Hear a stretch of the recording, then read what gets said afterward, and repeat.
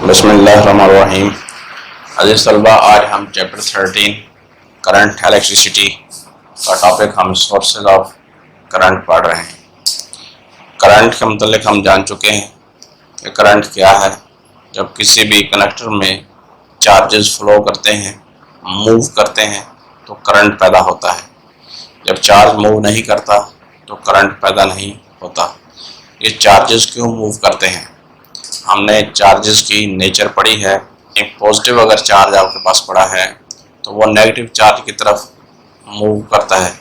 उसके अंदर नेचुरली एक सलाहियत है कि वो पॉजिटिव चार्ज नेगेटिव आपके पास एंड की तरफ जाए आपके पास। इसी तरीके से हमने चार्जेस की इलेक्ट्रोस्टैटिक्स के अंदर भी देखा था कि दो ऑपोजिटली चार्ज पैरेलल प्लेट्स के दरमियान हमने यूनिट पॉजिटिव चार्ज को, जिसे हमने टेस्ट चार्ज कहा था, रखा था, वो पॉजिटिव एंड से नेगेटिव एंड की तरफ गया था। यानी एक का पोटेंशियल ज़्यादा था और दूसरी का पोटेंशियल कम था। तो चार्जेस की अगर मोशन होती है कनेक्टर के अंदर एक एंड से दूसरे एंड की तरफ, तो हम समझ रहे हैं कि उस एंड्स के ऊपर जो पोटेंशियल का फ़र्क मौजूद है। अगर पोटेंशियल डिफरेंस नहीं है तो फिर आपके पास करंट पैदा नहीं होता। All the things which produces a potential difference in the connector are responsible to produce the current. These are known as current sources. यही सारी चीज़ें करंट सोर्सेज के नाम से पहचानी जाती हैं। अब हम अमूमन देखते हैं कि अब हम अगर एक लैंप को, एक बल्ब को किसी सेल के साथ जोड़ देते हैं वायर की मदद से, वायर कनेक्टर है, कनेक्टर में से करंट गुजर के गया, तो वो क्या होता है, आपके पास वो रोशन होता है। वो रोशन क्यों होता है? जब आप स्विच ऑन करते हैं आपके पास करंट गुजरना शुरू हो जाता है। Light lamp will be glow, वो जलना शुरू हो जाएगा, वो आपके पास दहकना शुरू हो जाएगा। उसका नतीजा क्या मिलेंगे कि current is passing through this circuit. हम कहेंगे कि करंट इसमें से गुजर रहा है। If we remove the cell, अगर हम उस सेल को निकाल दें तो फिर आपके पास there is no current. Cell is a source, cell is a source to produce the current. ये कायम करता है potential difference across the ends of connecting wire. Connecting wire के दोनों किनारों पर एक एक सिरा तो हमारा लैंप से जुड़ा होता है, दूसरा आपके पास क्या है, बैटरी के टर्मिनल से जुड़ा होता है वायर्स का आपके पास। और नतीजे क्या निकलते हैं? अगर वो पोटेंशियल डिफरेंस नहीं कायम हो रहा तो फिर आपके पास करंट नहीं पैदा होगा। आप अमूमन देखते हैं, बड़े इंपॉर्टेंट ये शॉर्ट क्वेश्चन है, if there is no potential difference then the current will be zero. अगर कोई पोटेंशियल डिफरेंस नहीं है, ये याद रखिएगा मेरी बातों को, तो पोटेंशियल डिफरेंस अगर नहीं है तो करंट आपके पास पैदा नहीं होगा। आप अमूमन देखते हैं कि आपके पास क्रो, कौवा या आपके पास कोई भी बर्ड, परिंदा आकर वायर के ऊपर बैठ जाता है, जो हमारी ट्रांसमिशन लाइन, घरों के बाहर जो मेन लाइन जो हमारी बिछी हुई है, वो आप देखते हैं कि उस वायर के ऊपर जब बैठता है ट्रांसमिशन लाइन के ऊपर, वो तो नेकेड है, वो तो बेयर्ड है, उसके ऊपर कोई इंसुलेशन नहीं है। जब उनके ऊपर बैठता है तो उसके दोनों पाँव कनेक्टर हैं, उसके दोनों पाँव आपके पास क्या है, एक ही वायर पर होते हैं। They are at the same potential, there is no potential difference between two legs of the birds. कोई पोटेंशियल डिफरेंस पैदा नहीं हुआ।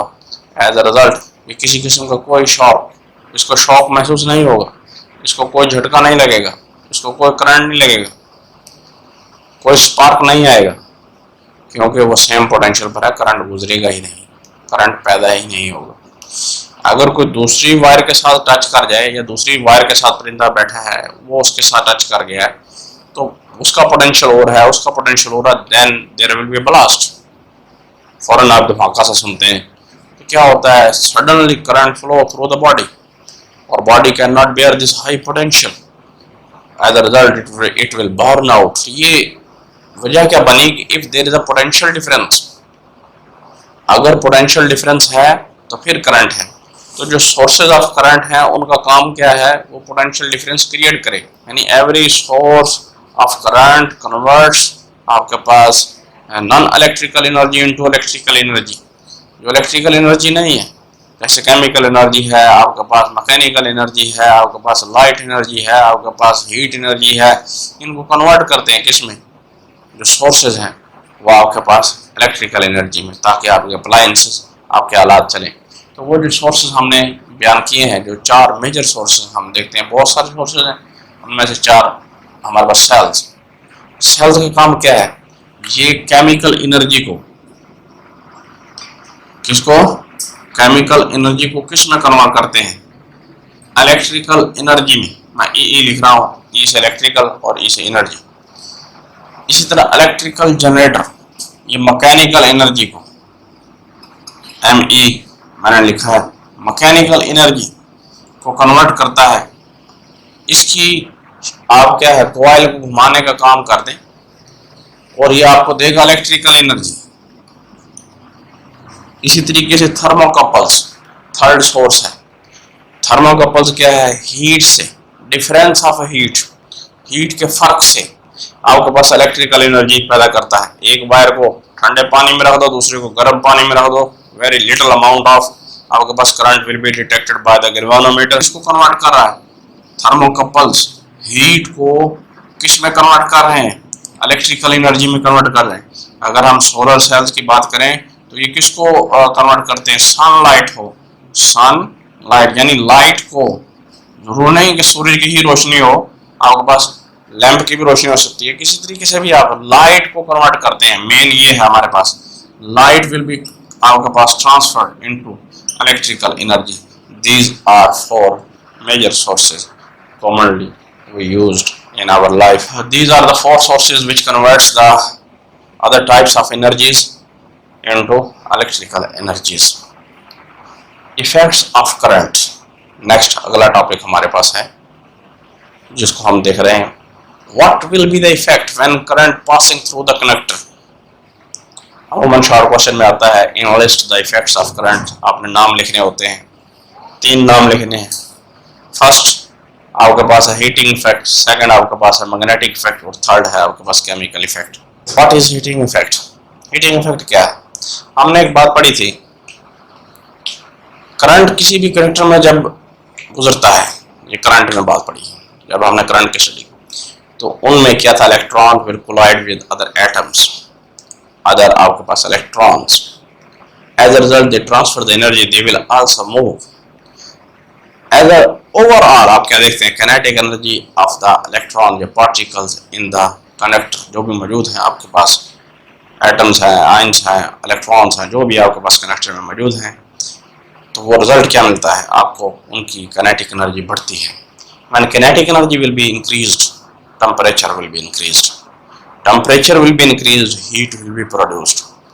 So when a current passing through a connector will be heat up. जब भी current गुजरेगा किसी भी connector से, कनेक्टर क्या होगा, हीट अप होगा।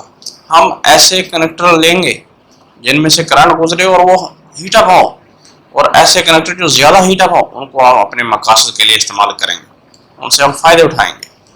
ये क्यों हीट अप होता है और किस तरह होता है? जब ज़्यादा आपने देखा होगा हीट जो एच पैदा होती है वो किसके बराबर है, आपके पास I²RT, ये टाइम है, ये हीट पैदा होती है। जितनी देर तक करंट गुजरता रहेगा उतनी ज़्यादा हीट पैदा होती रहेगी। आप देखते हैं ना, बाद दफ़ा वायर्स जो आपके पास बहुत ज़्यादा हीट अप हो जाती हैं, बहुत सारे कनेक्टर हीट अप हो जाते हैं, अप्लायंसेस हीट अप हो जाते हैं चलते चलते, तो उनकी एक लिमिट होती है। तो इसी तरीके से अब इनका इस्तेमाल ये क्या हमारे लिए फ़ायदेमंद है या नुकसानदेह है? फ़ायदा जो हम इससे ले रहे हैं, जब इसको यूटिलाइज करते हैं, आपने देखा होगा इलेक्ट्रिक आयरन, करंट ही गुजरता है और सारे का सारा जो उसकी बेस है, पेंदा जो उसका होता है, जो हम चलाते हैं आयरन को, इस्त्री को, तो वो आपके पास क्या है, नीचे से हीटअप हो जाती है। जो लोअर पार्ट के ऊपर जो मटेरियल लगाया गया है वो ऐसा है, जो ही करंट उसमें से पास आउट हो तो वो क्या हो जाता है, हीटअप हो जाए, और बहुत ज़्यादा हीटअप हो जाता है। जितनी देर करंट गुजरता है बहुत ज़्यादा हीटअप हो जाता है। तो वो पूरे की पूरी इलेक्ट्रिक आयरन इसी हीटिंग फिनोमेना के ऊपर काम कर रही है। इलेक्ट्रिक हीटर, टोस्टर, बहुत सारे सैंडविच मेकर वगैरह भी आप देखते हैं, वो भी आपके पास बने हुए। ये रोज़मर्रा ज़िंदगी में इलेक्ट्रिक अप्लायंसेस जो हीटिंग इफेक्ट को इस्तेमाल करते हैं, जिसका नाम मैंने जिक्र किया है। अगला इफेक्ट की बात करते हैं, वो है मैग्नेटिक इफेक्ट। मैग्नेटिक इफेक्ट क्या है? यानी करंट गुजरे तो उस करंट की वजह से क्या पैदा होती? पहले हीटिंग इफेक्ट में हीट पैदा हुई थी और मैग्नेटिक इफेक्ट में मैग्नेटिक फील्ड पैदा होगा। किसी भी कंडक्टर में से जब करंट गुजरता है तो उसमें क्या पैदा होती है? उसके गिर्द आपके पास करंट गुजरता है, उसके गिर्द फील्ड पैदा हो जाएगा, उसके गिर्द मैग्नेटिक फील्ड पैदा हो जाएगा। बिल्कुल जस्ट लाइक अ मैग्नेट, एक मैग्नेट की तरह। अगर करंट आपकी तरफ आ रहा है, इसमें डॉट के निशान से जाहिर कर रहा हूं, यानी करंट कमिंग टुवर्ड्स, तो आपके पास फील्ड लाइन इस तरह पैदा होंगी। करंट आपसे दूर जा रहा है, current going away from to, cross के निशान से जाहिर करते हैं। उससे फील्ड लाइन क्या होंगी? राइट हैंड रूल लगाएंगे, थंब, अंगूठा और direction. In this region field is very strong. इसी तरीके से सोलेनॉइड में फील्ड लाइन बड़ी स्ट्रॉन्ग होती है। करंट अगर यूं गुजर रहा है तो फील्ड लाइन सारी की सारी ऐसे, बाहर भी फील्ड मौजूद होगा, वो वीक होगा।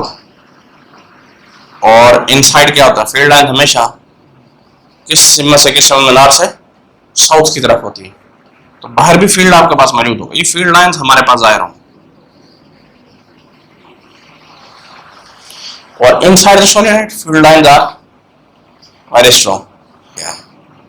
अगर आप देखें यहाँ अगर साउथ है तो साउथ से नॉर्थ, ये आगे हम सोलेनॉइड की मुकम्मल डिटेल में पढ़ेंगे। यानी फील्ड पैदा हुआ जब भी करंट गुजरा किसी भी कंडक्टर में से, तो क्या पैदा हुआ? फील्ड। अब इस मैग्नेटिक फील्ड को हम इस्तेमाल करते हैं हमारे जितनी भी इलेक्ट्रिकल मोटर्स हैं, जैसे पंखा आपके पास चलता है, पानी वाली मोटर है, बिजली वाली, कोई भी आपके पास जो भी जितनी भी इलेक्ट्रिकल मोटर्स हैं, उन सब में मैग्नेटिक इफेक्ट इस्तेमाल हो रहा है। इस मैग्नेटिक इफेक्ट से ऐसे समझ लें कि आपके पास इनकलाब आ गया, मोटर्स सारी की सारी आपके पास इसकी एग्जांपल्स।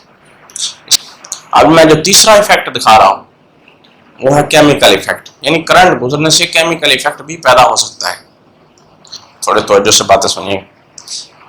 प्योर वाटर लें, खालिस पानी, इंसुलेटर, कोई करंट नहीं गुजरता, फ्यू ड्रॉप्स एसिड के या बेस के डाल दो तो करंट गुजरना शुरू हो जाता है, कि वो जो था वो डिजॉल्व हुआ, वाटर में डिजॉल्व हुआ एसिड या बेस, और आयंस बने और करंट गुजरना शुरू हो गया। इसी तरीके से जब हम कोई सोल्यूशन लेते हैं सल्फ्यूरिक एसिड का या कॉपर सल्फेट का, तो करंट पास आउट होता है। तो इस प्रोसेस की जब हम स्टडी करते हैं, आपके पास इलेक्ट्रोलिसिस प्रोसेस कहलाता है। ये जो सोल्यूशन है ये इलेक्ट्रोलाइट कहलाता है। केमिकल इफेक्ट प्रोड्यूस हो रहा है तो इलेक्ट्रोलिसिस आपके पास सामने आ रहे हैं। सपोज कर लेते हैं कि आपके पास एक चैम्बर है, एक सेल है, उसमें आपने दो आपके पास इलेक्ट्रोड्स लगा दिए। ये इलेक्ट्रोड वायर के भी हो सकते हैं, प्लेट्स के भी हो सकते हैं, कॉपर की प्लेट्स भी हो सकती हैं। अमूमन कॉपर की प्लेट हम यूज़ करते हैं और यहाँ हमारे पास भी कॉपर की प्लेट हो। वो एंड जो वायर या प्लेट आपके पास बैटरी के पॉजिटिव टर्मिनल से कनेक्टेड है वो एनोड कहलाई, और जो नेगेटिव टर्मिनल से कनेक्टेड है वो कैथोड कहलाई। ये पूरे का पूरा सिस्टम इलेक्ट्रोड कहलाता है। यानी बैटरी के टर्मिनल के साथ आप वायर्स को कनेक्ट करें या प्लेट्स को कनेक्ट करें, तो इन दोनों प्लेट्स को हम एक बॉक्स में, यानी शीशे का ग्लास होता है उसमें हम रखते हैं, जिसको हम सेल कहते हैं। और ये पूरे का पूरा हमारे पास जो एक अपरेटस बनता है, एक सिस्टम बनता है, इसको हम वोल्टामीटर का नाम देते हैं। इसकी मैं डायग्राम दिखा रहा हूँ। ये जो प्लेट्स हैं किससे बनी हुई है? कॉपर से। कॉपर क्या मेटल है, ये वोल्टेज मुहैया की गई, ये मीटर लगा हुआ है। देखें जो पॉजिटिव एंड से जुड़ा हुआ वो एनोड कहलाया, जो नेगेटिव एंड से जुड़ा हुआ ये भी कॉपर से बने हुए। हमने इसमें क्या डाल दी? कॉपर सल्फेट CuSO4, इसका सोल्यूशन डाल दिया। अब इसकी इलेक्ट्रोलिसिस स्टार्ट होगी जब हमने इसको पोटेंशियल मुहैया कर दिए, इलेक्ट्रोड्स लगा दिए। ये पूरे का पूरा ऑपरेटर्स क्या कहलाया? वोल्टामीटर, जिसमें 2 इलेक्ट्रोड्स हैं। पॉजिटिव आपके पास टर्मिनल के साथ जुड़ने वाला एनोड कहलाया, नेगेटिव के साथ कैथोड। अब होगा क्या, अगर जो ही कॉपर को हम वाटर में डालते हैं, डिसॉल्व करते हैं, तो copper sulphate will be dissociate into its ion. Copper क्या है, ये आपके पास कॉपर सल्फेट है, ये टूट जाएगा, ये किस में चला जाएगा, डिसॉल्व हो जाएगा। जो ही वाटर आता है, पानी आता है, पानी मिलता है, ये क्या हो जाता है इसका, ये Cu कॉपर आयंस। अब सल्फेट आपके पास ये 2 आयंस में पानी में जाते ही, जिस आयन के ऊपर पॉजिटिव चार्ज है, फौरन इसकी सरफेस पर कौन सा चार्ज अपेयर हो जाएगा, इसे कनेक्ट किए, पॉजिटिव चार्ज अपेयर हो जाएगा।